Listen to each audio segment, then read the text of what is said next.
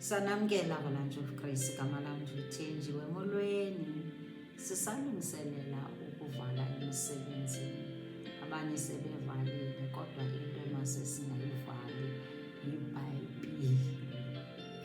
Isoja kaloku alihlukani nesibhamu salo.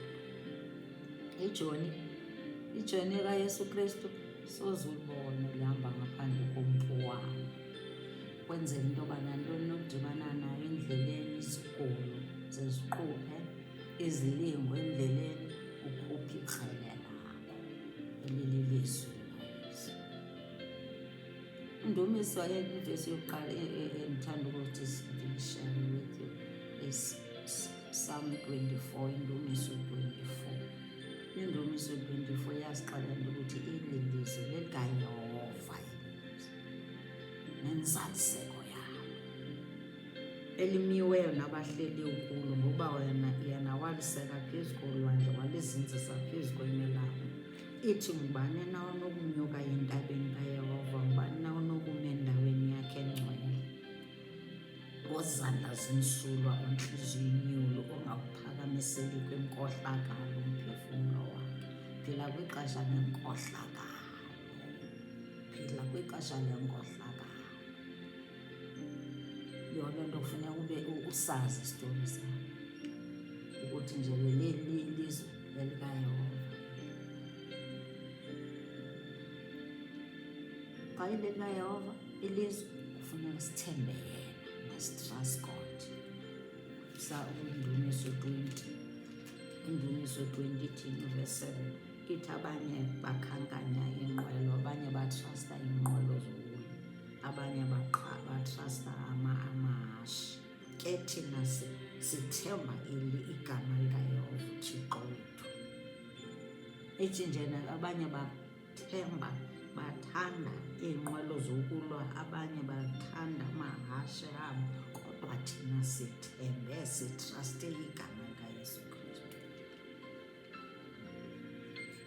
Hlalela usazi uthi likhona ilizwi loThixo, ukhona uThixo, nokudibana neyiphi na into, ukhona ilizwi lakhe.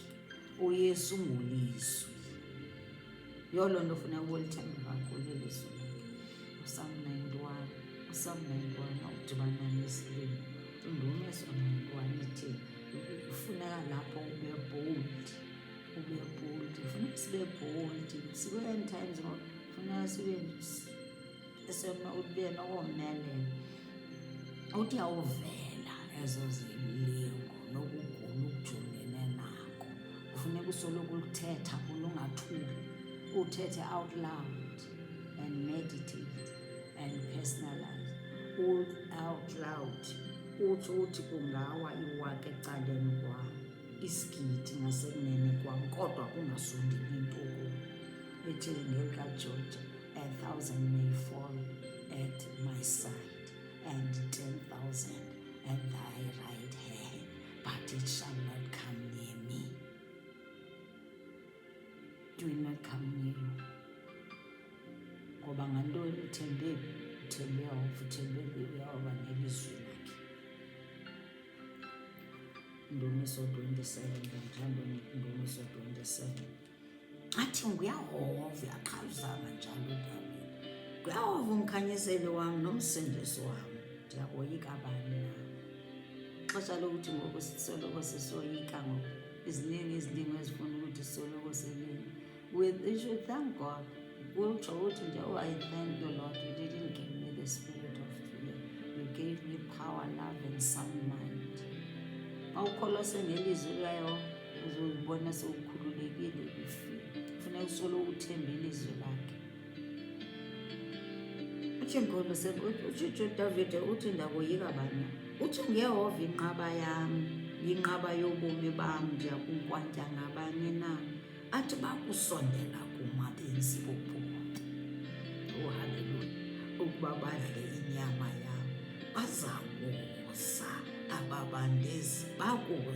ababandezeli bam neentshaba zam kum, bakhubeka bawabona. Awukhubeka bona bam, besithi bazotya inyama yam. It's not your portion. because uthembele kuYehova. U-Isaya 49 verse 26 futhi utsho ukuthi uYehova uzamatyisa eyabo. Kufuneka ulithembe elo lizwi, ulithembe because ilonke ilizwi likaYehova ulithembe. Psalm 18, one of my favorite psalms, verse 1. Ethi ndikuthanda ngembilini yam yonke Yehova, lomelelo lwam. Yehova ngqondorha yam, mboniselo yam, msindisi wam. Thixo wam, liwa lam endizimela ngalo, ngweletshetshi yam, luphondo losindiso lwam. Ngqonde yam, ndinqula uYehova, ongokudunyiswa, ndiyakusindiswa ezitshalweni zam. Words and ears kaloku yona nto kufuneka ilizwi utsho out loud, allowed, ukuthi ithemba lam linguYehova, thembele kuye. Iintshaba zam bezizawuza kum zode, iintshaba zakho mazize kuwe zizokusindisa uYehova, uzokusindisa. Sisindiswa nguYehova, akuzili futhi akalanga ukucinga sibana. Loo nto kufuneka kumele isotsha of the cross. Sijoni lomnqamlezo wena, ubona abantu unoYesu, uthemba uYesu Kristu.